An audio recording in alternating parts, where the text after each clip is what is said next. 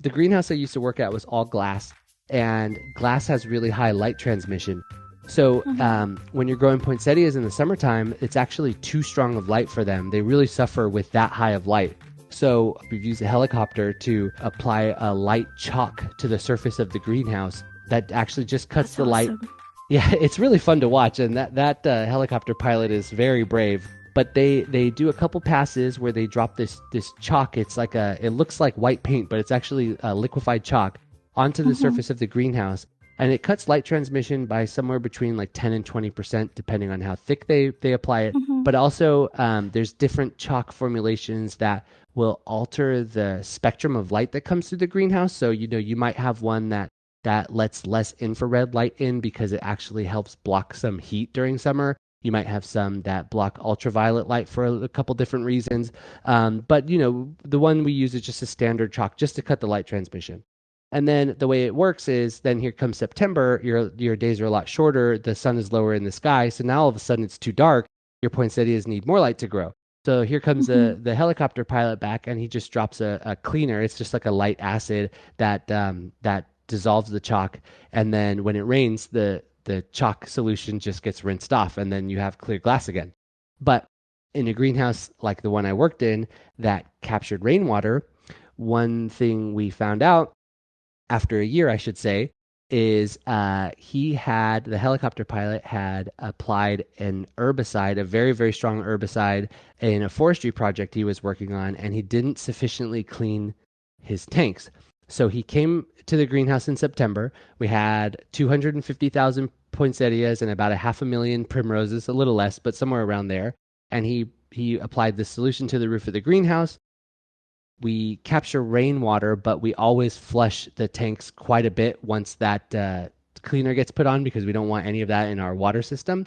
So it rains for a week. We close the tanks and let them fill back up. We start watering our plants. All of a sudden, everything is dying. We lost Oh, wow. 180,000 primroses and somewhere between 50 and 75,000 poinsettias.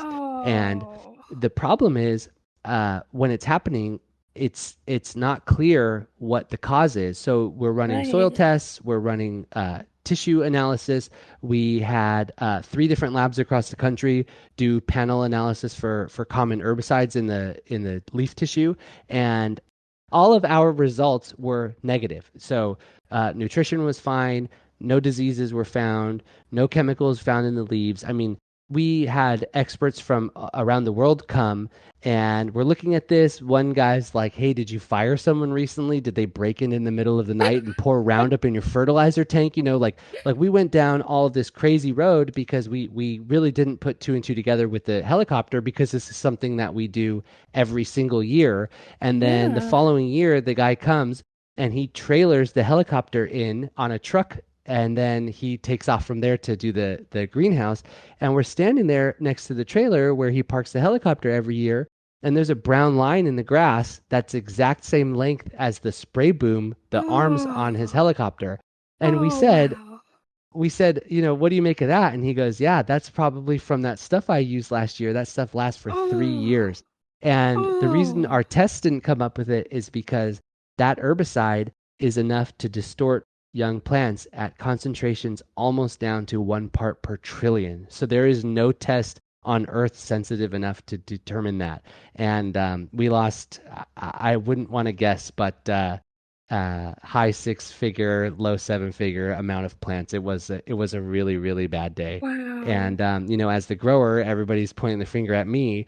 And I got to say that after a year, when we finally found that out, I slept a lot better. I Yeah, I was really, really bet. worried about that. Luckily, my boss was super Yeah. cool, and he knew that there was absolutely nothing I could have done that would have caused that widespread of plant loss. But that was a very, Yeah. very painful experience as a grower because Yeah, I not bet. having the answer, here comes the next year, you got to grow these plants again. What happened last year to cause all this Hmm. issue? I lost a lot of sleep that year, I can tell you that.